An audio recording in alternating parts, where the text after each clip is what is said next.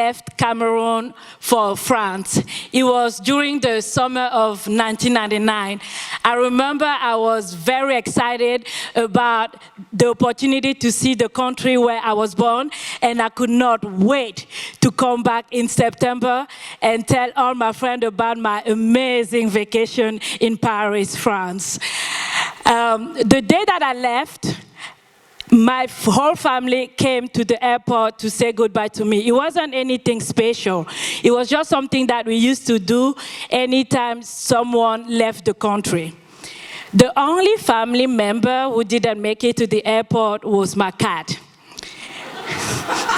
Yeah. I love my cat. She was a black cat with gray stripes. Her name was Meow.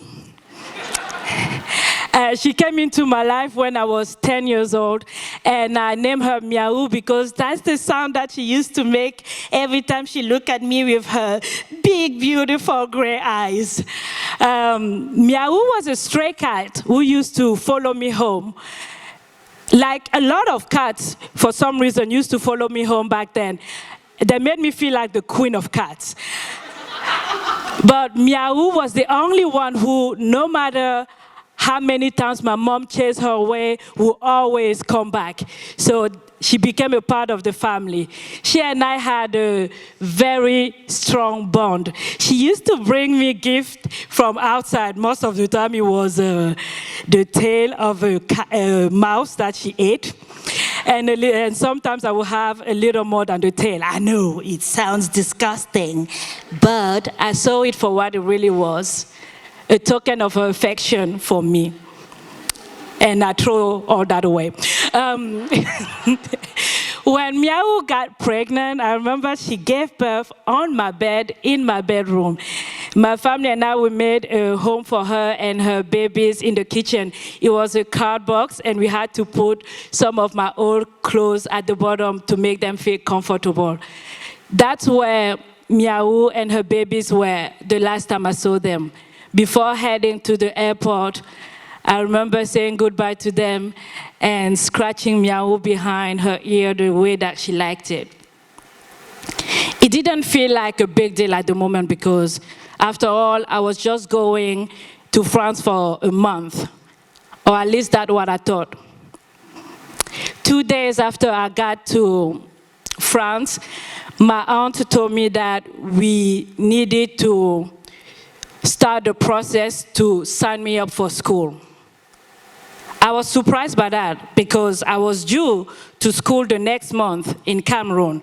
So I asked that we call my dad for clarification, but my dad confirmed that there had been a change of plan. When I asked why, he said that it was better for me to stay there for now until they found a new solution for me. I didn't understand. I didn't understand why I was to stay in France when my parents and my siblings were in Cameroon. But I didn't ask more questions. I had to believe that my dad knew best and wanted the best for me. But deep down, it felt like my whole world was crumbling.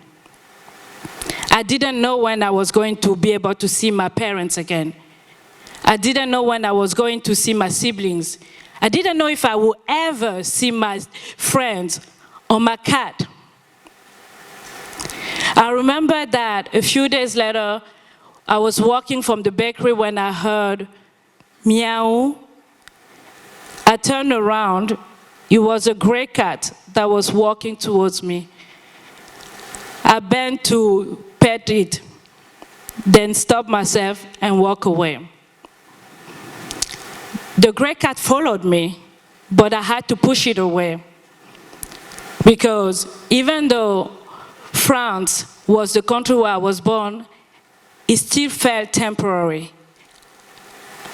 And I could not allow a cat to come into my life knowing that I was going to leave it behind. My parents separated. My mom moved to the US here, got married, and became a US citizen. I remember I was 17 years old when my mom told me that she was starting the process to get me a green card, but it was going to be a long process. So I signed up for doing my bachelor in England. And I had the best of time in England because it was the very first time that I was living by myself with that supervision. I loved it there. I really did. When I got my bachelor in 2008, I wanted to stay in England. Unfortunately, I didn't have the right papers to be able to live and work in England, and my green card was still pending. So I came back to France. But France still felt like a temporary home. One of my friends told me about this exchange program between France and Canada who will allow me to live and work in Canada for 2 years. In 2014, I applied for it, and it came due in 2016. I received my working holiday visa to move to Canada. It was a great opportunity for me to practice my English, so I moved to Montreal. I was living in the French side of Montreal and working in the English side. I was supposed to be there for 2 years, but in 2017, my green card finally came due. I got an email from the consulate telling me that I had 3 months to get my papers in order and cross the border into the US, otherwise I would lose my green card.